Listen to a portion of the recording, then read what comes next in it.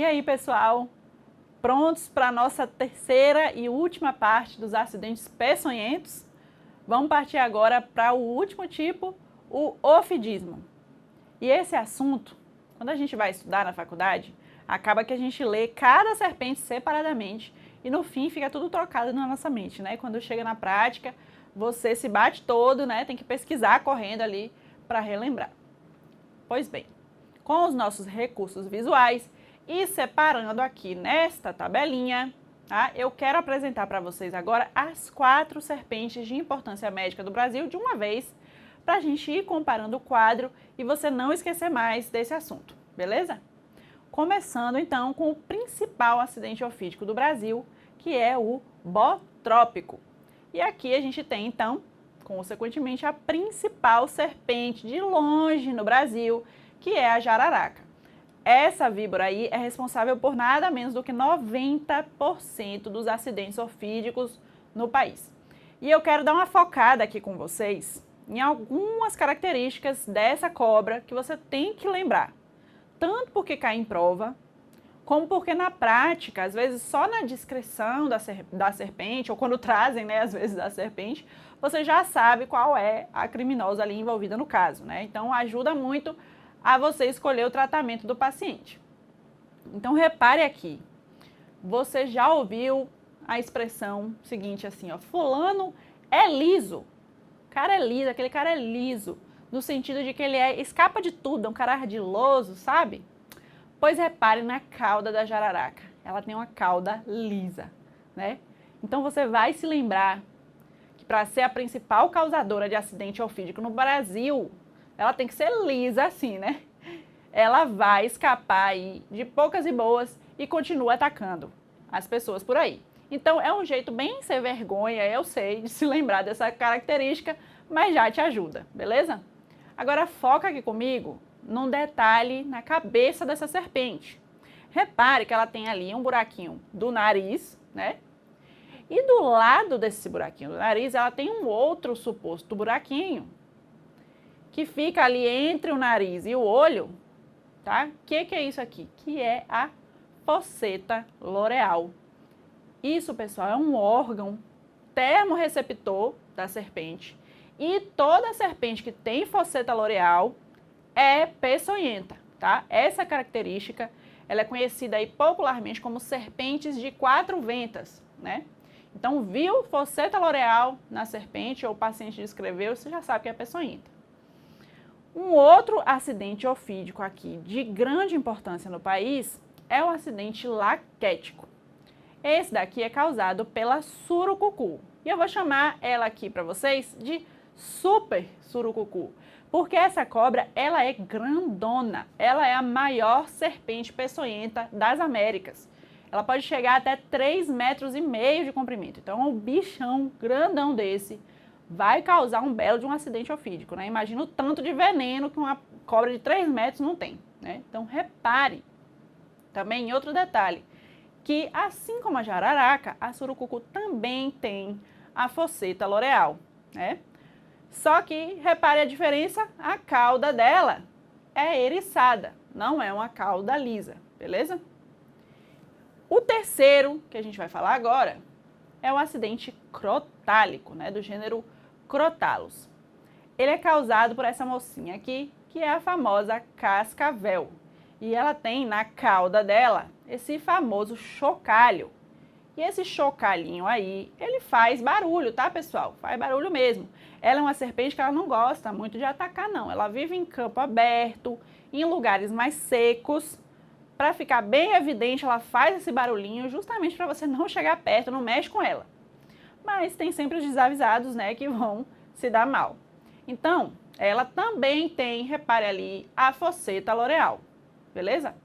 A única cobra peçonhenta dessas mais famosas do Brasil que não tem fosseta loreal é essa coloridona, bonitona aqui, que é a cobra coral, que é representante do grupo das elapidas, né?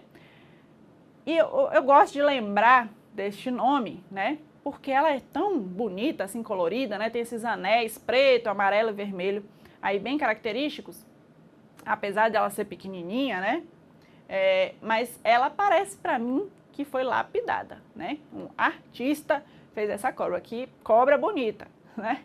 Mas, apesar dela ser pequenininha, tamanho não é documento, né, pessoal? Então, ela é bastante venenosa. E não foi à toa que eu coloquei essas serpentes nessa disposição aqui na tela para vocês, tá? Por quê, pessoal? O gênero botrópico e o gênero laquético, eles têm em comum uma apresentação clínica característica, tá? De uma síndrome intensa de dor local da picada, além de sintomas no ponto da picada, né, variados, associada à coagulopatia. E essa coagulopatia muitas vezes vai levar o paciente a ter hemorragias. Calma que eu vou explicar melhor isso aqui.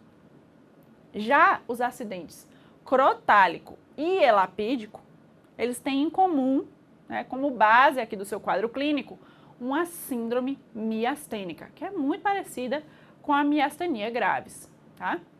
Vamos explicar com calma todas essas síndromes aqui para vocês, começando pela síndrome local com coagulopatia.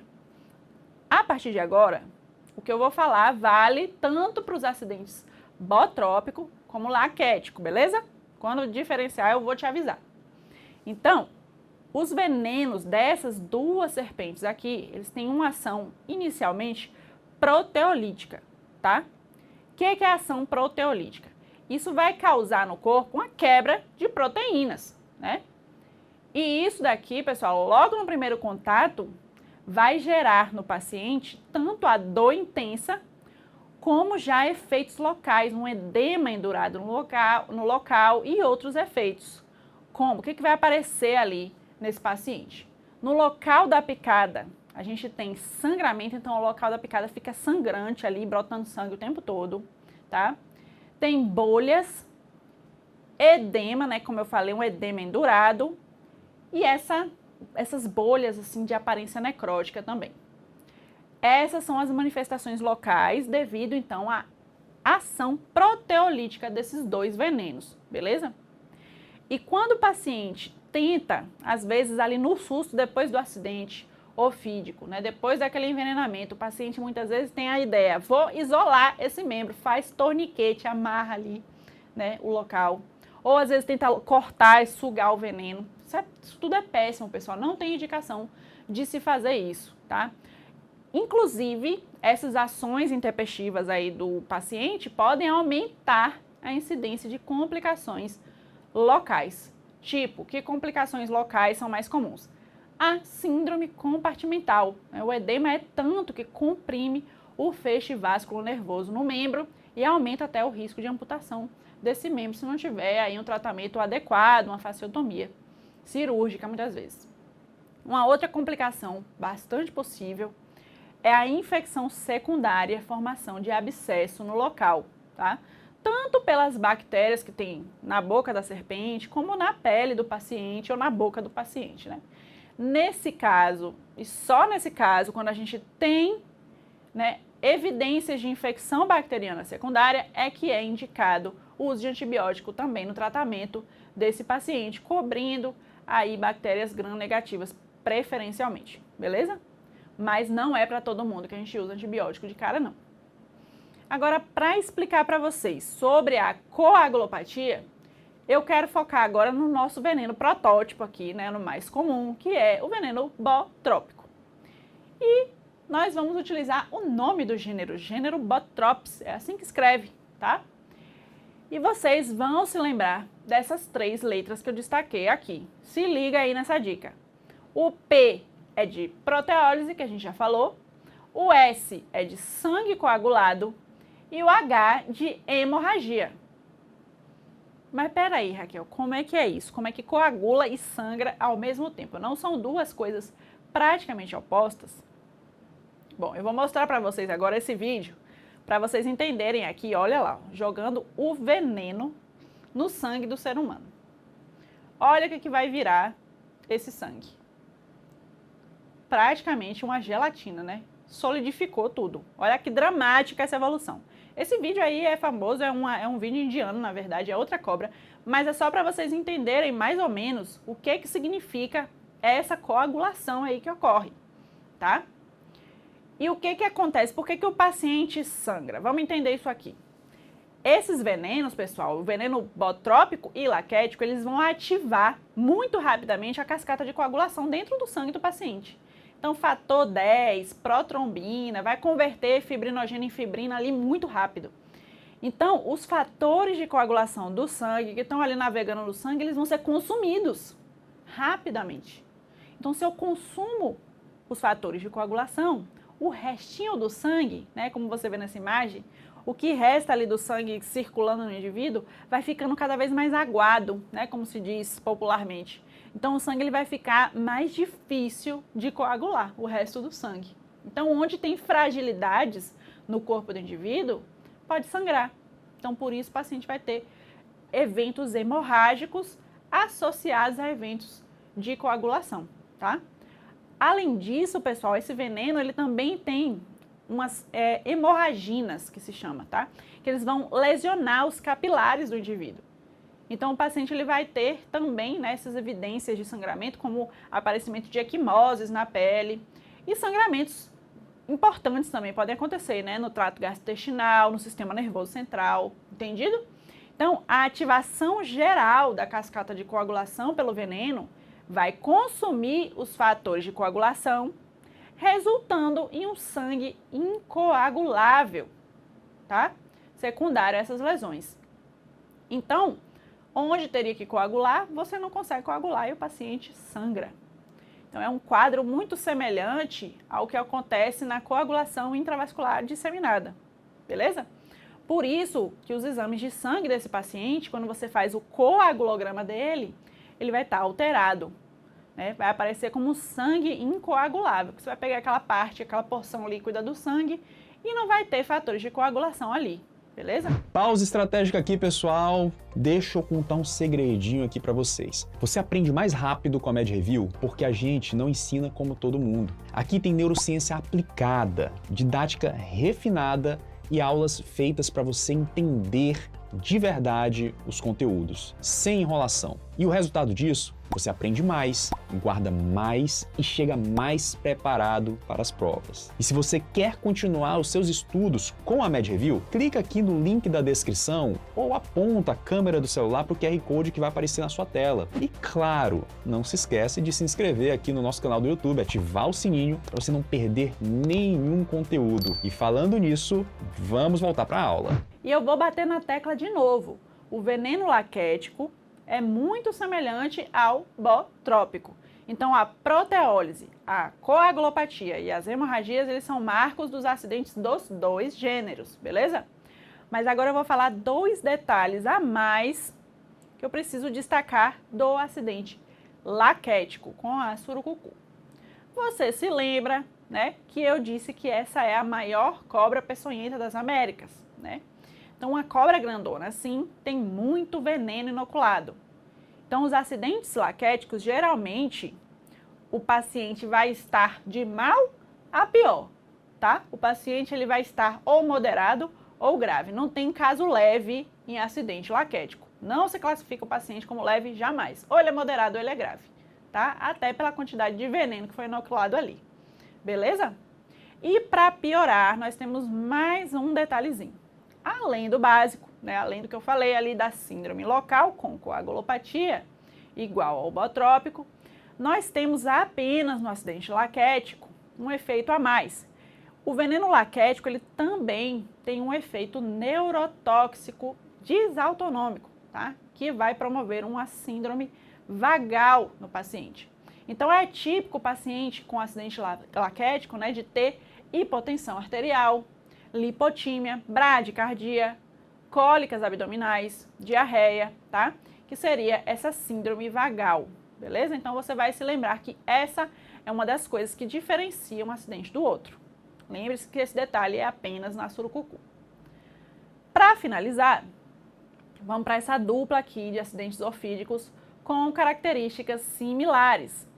Tanto o acidente elapídico, né, quanto o acidente crotálico, ali com a cascavel, eles vão interferir diretamente no funcionamento da junção neuromuscular. Vamos agora para dentro da junção neuromuscular para você lembrar como é que ela funciona. Aqui, ó, a gente tem na porção final do neurônio motor, por exemplo, que se encontra com o músculo, né? Nós temos a placa motora ali. Dentro do neurônio, a gente tem um monte de acetilcolinas que vão ser liberadas para se encontrar com os receptores de acetilcolina do músculo.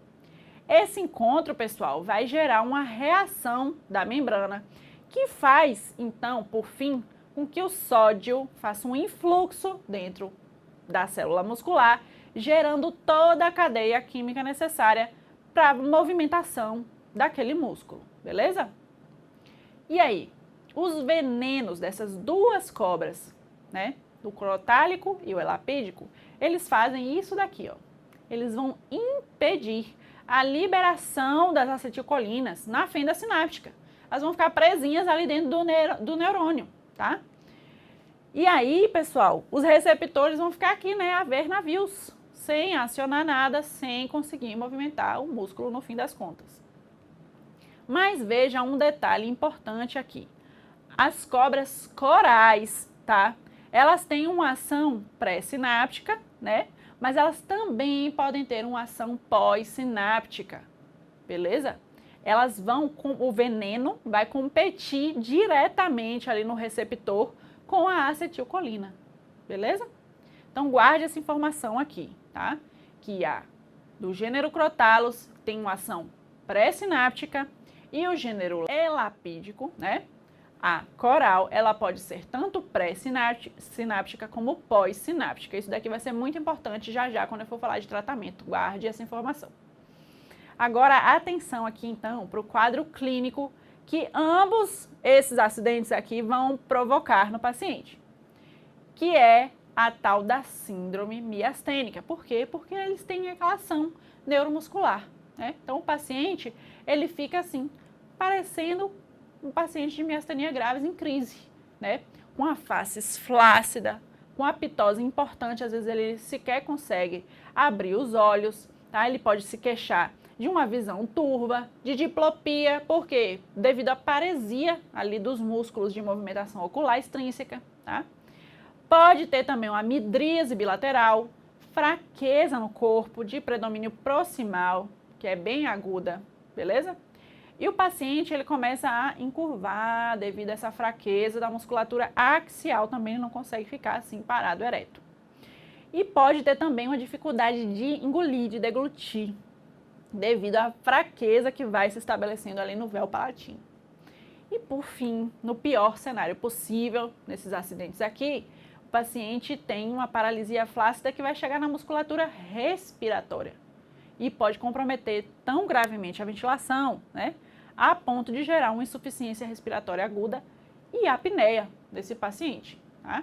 Se o paciente não tiver ali uma boa assistência médica rápida, né, é a principal causa de óbito nesses acidentes aqui com essas espécies, beleza? Agora, pessoal, voltando para aquela informação que eu pedi para você guardar. A ação, né, do veneno elapídico, ela pode ser predominantemente pós-sináptica, de competição direta da acetilcolina pelo receptor ali no músculo.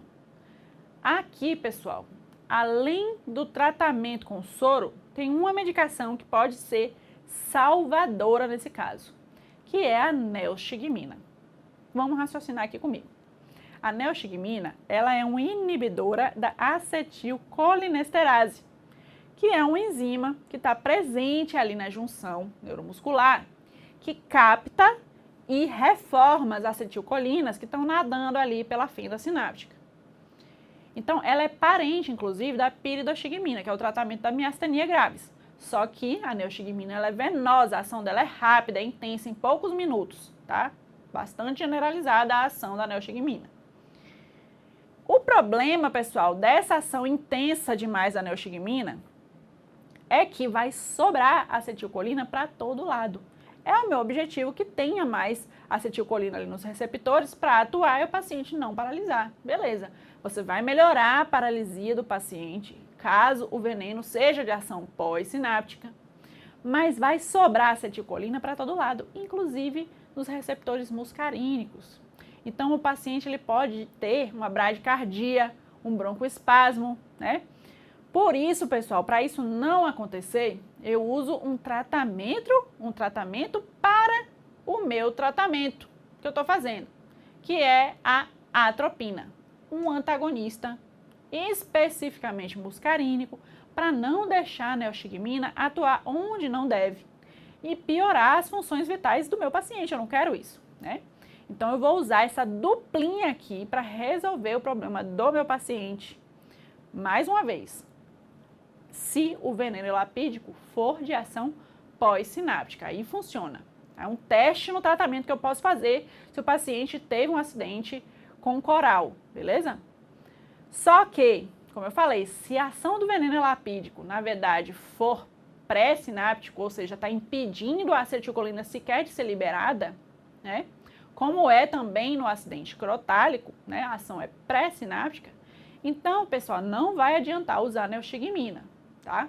Por quê? Porque não tem acetilcolina liberada ali na fenda sináptica para ela poder atuar, né? Elas estão sequestradas dentro do neurônio. Nesse caso, não adianta neostigmina, beleza? Só soro antiofídico aqui na causa do paciente, beleza? Mas falando um pouquinho mais agora do veneno crotálico, tá? Os dois quadros, né, os dois acidentes, o elapídico e o crotálico, eles têm uma apresentação clínica bem semelhante, como eu já discuti com vocês. Então, como é que eu faço para diferenciar esses dois? Agora eu vou te dar a chave para resolver um monte de questão desse assunto, que as provas amam falar dessa diferença. Repare, pessoal, no acidente crotálico, além da síndrome miastênica, ou seja, da ação neurotóxica desses venenos, esse veneno crotálico, ele também vai ter uma porção de ação miotóxica. Então, pessoal, o veneno da cascavel, lá com seu chocalhinho, ele também vai lesionar o músculo. Então, o paciente vai ter mialgia, vai ter CK aumentada, né?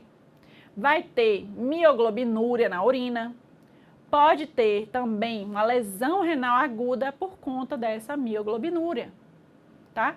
Olha como é que vai ser a urina desse paciente, preta, né? Escura por conta da mioglobinúria. Isso causa lesão renal aguda. Então, viu esse detalhe aqui na sua prova, tá?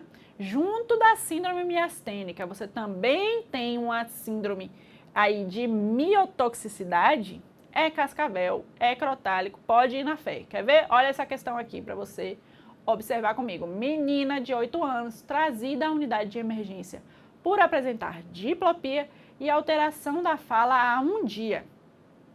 No exame físico dela, ela tem pitose palpebral bilateral e diplopia. Olha só, o que é isso aqui? Uma síndrome miastênica, né, pessoal? Tá descrita. O exame oftalmológico tem redução gradativa da força em músculo reto lateral e músculo elevador da pálpebra bilateralmente. Essa menina está com uma fraqueza generalizada na face. Questionada, a criança lembrou de ter pisado em espinho na tarde anterior. O que foi isso? A cobra, né, que atacou essa criança. Pé esquerdo com ponto de inoculação eritematoso em 4º dedo. Tadinha da criança. E olha o laboratório, uma CK de 4.425, tá muito alta essa CK. E no sumário de urina tem hemoglobina positiva. O diagnóstico é de acidente o quê, pessoal? A gente tem aqui tanto uma síndrome miastênica como uma síndrome, né, relacionada à miotoxicidade desse veneno. Olha a CK elevada, né? Olha esse sumário de urina aí com hemoglobina positiva. Então, crotálico, não tem nem o que ler as outras alternativas, beleza? Por fim, galera, obviamente que a gente deve tratar esses pacientes vítimas de acidente ofídico com soro específico antiveneno, tá? É o mais indicado e tem os soros para cada um desses gêneros no Brasil. Mas esse soro, ele é indicado para todo mundo? Vou falar aqui para vocês. No acidente botrópico, sim. Todo mundo ganha soro no principal acidente do Brasil, tá? No quadro leve, o que é o quadro leve? É o paciente só com sintoma local. Eu dou 2 a 4 ampolas. No quadro moderado, que é o paciente que já tem sinais ali de coagulopatia, 4 a 8 ampolas. E o paciente já com hemorragias secundárias a coagulopatias, eu já dou 12 ampolas, beleza? Já no acidente laquético, você vai se lembrar que eu falei que é uma super surucucu. Então, aqui o paciente vai de mal a pior. Ou o quadro é moderado ou o quadro é grave, né? Então, no quadro moderado, né, o quadro semelhante ali ao que eu descrevi com o botrópico, você, né, lembra que tem a síndrome vagal também associada, né? Você vai utilizar 10 ampolas e no grave, 20 ampolas. Já no acidente crotálico, eu trato todo mundo também. Lembra que esse cara, ele vai ter síndrome miastênica, que pode ser leve, só ali uma pitosezinha, ou ele pode já ter sinais de insuficiência respiratória, que é o quadro moderado, ou o paciente já está com apneia, com mioglobinuria, né, com lesão renal grave, esse paciente usa 20 ampolas. Então, 5, 10, 20, beleza? E por fim, o acidente elapídico tem puramente uma síndrome miastênica, só que por ser um acidente raro, né, o mais raro de todos aí, ele vai ser considerado sempre grave. Então, o paciente, ele vai ganhar 10 ampolas todas as ocasiões, tá? É elapídico, é 10 ampolas, é potencialmente grave, beleza? Agora, pessoal, um outro detalhe. Isso tudo independe também de peso e idade do paciente. Essa indicação é para criança, é para adulto, é para quem for, beleza? Agora vamos ver como é que tem caído esse assunto na prova. De novo, considerando os acidentes relacionados a animais peçonhentos, assinale a alternativa correta. A. As principais ações do veneno botrópico são proteolíticas, coagulantes e hemorrágicas.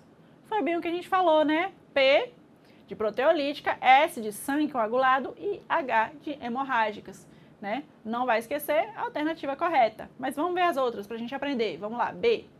As principais ações do veneno crotálico são proteolíticas, hemorrágicas e neurotóxicas. Aqui a gente tem coisa errada, né? O veneno crotálico, que a gente falou, ele tem a ação neurotóxica e miotóxica, beleza? Então, tá errado isso daí. C. Os acidentes escorpiônicos, ó, misturando aí acidentes, hein? Decorrem em 65% das vezes de picadas em membros inferiores, pernas e pés. De novo, né? Essa questão aí querendo dizer que acidente escorpiônico é mais na perna. Não, gente, mais na perna é acidente com cobras, tá? Agora, escorpiônico é mais nos membros superiores. Lembrem-se disso, beleza? D. Os acidentes elapídicos representam a segunda maior causa de acidentes por animais peçonhentos do Brasil. Não, é a última, tá? É a causa mais rara de acidentes ofídicos no Brasil, são com cobras aí do gênero elapídico, beleza? As reações graves ao veneno das abelhas, essa questão aí é bem mistureba, hein? Em geral, provocam quadros de liberação do sistema nervoso autônomo com taquicardia, hipertensão e retenção urinária. Bom, o veneno das abelhas, pessoal, ele gera muito mais quadros de anafilaxia, né? Um quadro aí que vai gerar hipotensão, taquicardia também, mas o tratamento de anafilaxia desses venenos é diferente, tá certo? Então, não vai ter aí hipertensão arterial e retenção urinária, não. Ok? Show, galera! Fim desse nosso primeiro tema. Muito obrigada por acompanhar até aqui. Avalie a nossa aula. Se ficou alguma dúvida, pode mandar aqui pra gente também. E vamos praticar as questões e revisar os flashcards aí depois, beleza? Até a próxima aula! Se uma aula já te fez entender tudo isso com facilidade, imagina um cronograma completo, desse jeitinho, até a sua prova. No Extensively da Med Review você tem uma didática afiada, com base em neurociência, aulas diretas, sem enrolação, um Keybank comentado com milhares de questões, milhares de flashcards inteligentes, e-books, tudo isso com um preço acessível e justo. Quer estudar com a Med Review? Clica aqui no link da descrição ou então escaneie o QR Code que está aparecendo aí na sua tela. E claro, se você ainda não se inscreveu aqui no nosso YouTube, tá esperando o quê, cara? Se inscreve, ativa o sininho e vem pra Med Review.